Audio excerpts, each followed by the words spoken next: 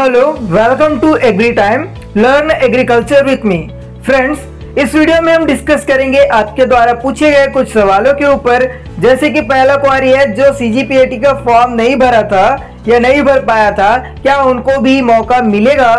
दूसरा क्वेरी है, gap certificate कहां से बनवा सकते हैं। तीसरा है, 1 या 2 या 3 साल से हम ITI कॉलेज में जा रहे हैं या फिर कोई अदर कॉलेज कर रहे हैं, तो क्या करें हम, क्या हम एलिजिबल होंगे, या फिर क्या हम जो गैप सर्टिफिकेट अगर बनवाते हैं तो उसमें क्या हमें फॉर्मेट बनाना है, यानी कि क्या उसमें हमें बताना है। फोर्थ है, इनकम या आय सर्टिफिकेट कब देना है आपको, काउंसलिंग के टाइम में या अभी फॉर्म होगा जमा उसमें। या फिर एक और क्वारी आ रही थी कि किनको किनको ये बनवा के रखना है, जो इनकम है या फिर आय सर्टिफिकेट जिसको बोलते हैं। और पांचवा में है, PWD सर्टिफिकेट जो है वो क्या है और ये क्यों जरूरी है। तो इन 5 जो क्वारी आपकी आई है इस पर हम चर्चा करने वाले हैं। सो फर्स्ट क्वारी है, जो CGPAT का फॉर्म नहीं भरे हैं, क्या उनको भी इस बार मौका दिया जाएगा। तो बिल्कुल मौका दिया जाएगा। ऑल CG के जितने भी बायो, एग्रीकल्चर और आपका मैथमेटिक्स के जो स्टूडेंट है वो सभी हिस्सा ले सकेंगे काउंसलिंग में, और उनके परसेंट बेस पर जो कॉलेज एडमिशन है वो उनको मेरिट लिस्ट के आधार पर दिया जाएगा। सेकेंड क्वेरी है आपका कि गैप सर्टिफिकेट कहां से बनवाएंगे। तो देखिए, आपका जो तहसील है वहां जाइएगा, तहसीलदार का उसमें सिग्नेचर जरूर होना चाहिए।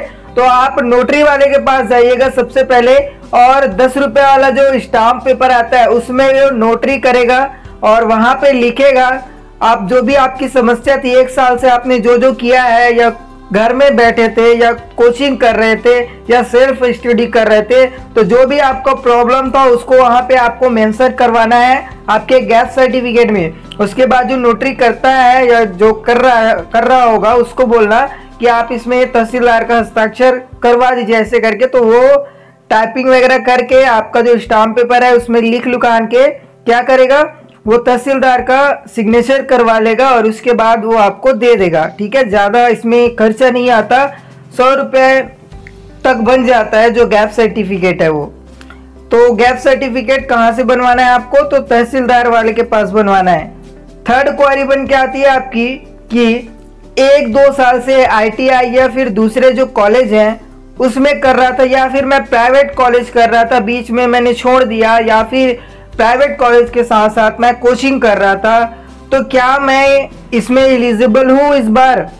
तो हाँ, आप सभी एलिजिबल हो, लेकिन एक बात ध्यान रखना कि आपका जो गैप सर्टिफिकेट बनेगा, ठीक है, गैप सर्टिफिकेट तो आपको बनवाना ही है, चाहे 2 साल से गैप किए रहो या 3 साल से गैप किए रहो, चाहे 1 साल से। ठीक है, गैप सर्टिफिकेट आपको बनवाना ही बनवाना है, लेकिन उसमें आपको मेंशन ये करवाना है कि मैं 2 साल से ITI कर रहा था और अब मेरा जो कृषि विश्वविद्यालय है वहाँ एडमिशन हो गया है, तो मैं वहाँ जाऊँगा या जाना चाहता हूँ ऐसे करके। या फिर यहाँ पे ये भी बोल सकते हो, ऐसा नहीं है कि कृषि विश्वविद्यालय जाना करके मैं आगे की पढ़ाई करना चाहता हूँ, ये भी बोल सकते हो, दूसरे सेक्टर में, दूसरे फील्ड में।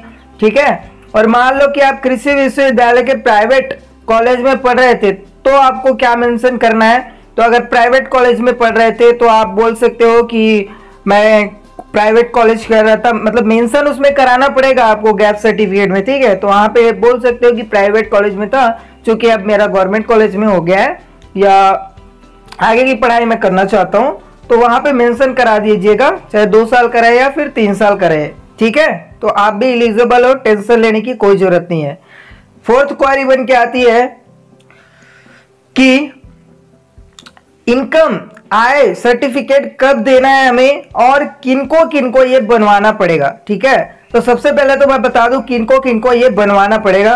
तो देखिए, जिनका जिनका बनता है वो सभी बनवा लीजिएगा। जैसे जनरल कैटेगरी है, अब उनका तो बनता नहीं है, ठीक है, तो उनको नहीं लगेगा ये। लेकिन जैसे OBC कैटेगरी वाले हो गए, SC ST, तो इन सभी का बनता है, तो आप जरूर बनवा लो। ओके, तभी आपको जो स्कॉलरशिप है जो कॉलेज की तरफ से मिलता है वो आपको मिलेगा। और सभी को पता है कि स्कॉलरशिप मिलता है तो फायदा लेना चाहिए, बेनिफिट्स जब दे रहे हैं सरकार आपको तो जरूर लेना चाहिए। अब यहाँ पे ये बात आती है कि इनकम जो सर्टिफिकेट है, आय जो प्रमाण पत्र है, ये कब देना है हमें। तो ये जरूरी नहीं है कि अभी जो फॉर्म फिलअप करोगे तो उसमें आप जो इनकम है या आय जो सर्टिफिकेट उसको दोगे। ठीक है, अभी तो सिर्फ आपको मैं एक वीडियो और बनाया हूँ जिसमें बताया हूँ कि अभी सिर्फ काउंसलिंग फॉर्म जो फिलअप होगा तो कास्ट निवास और 10वीं 12वीं का आपका जो सर्टिफिकेट है वो बस मांगा जाएगा, उससे ज्यादा और नहीं मांग सकता। ठीक है, तभी तो मेरिट लिस्ट निकालेगा ना। ये इनकम आय या सर्टिफिकेट कब आपको देना है, तो जब या तो आप वेरिफिकेशन के टाइम शो कर देना, ठीक है, उस टाइम शो कर सकते हो, या फिर जब कॉलेज चले जाओगे, कॉलेज जब आपको मिल जाएगा तब वहां पर आपको जमा करना है आपके स्कॉलरशिप के लिए। ओके, तो आपको इनकम सर्टिफिकेट आपके कॉलेज में या फिर वेरिफिकेशन दोनों टाइम शो करा देना है। ठीक है, 5वां नंबर क्वेरी आता है कि PWD सर्टिफिकेट क्या है और क्यों जरूरी है।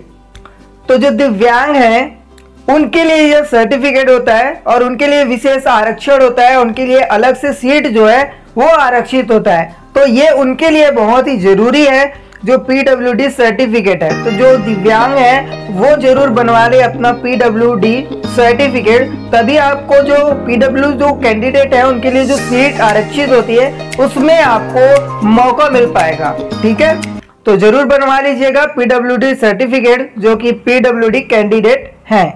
तो यही 5 क्वारी आपके, और अगर क्वारीज होंगे तो अपने सवाल मुझे #AskEverytime बिना स्पेस के लिख कर मुझे कमेंट बॉक्स में पूछें, तभी मैं आपको आंसर दे पाऊंगा।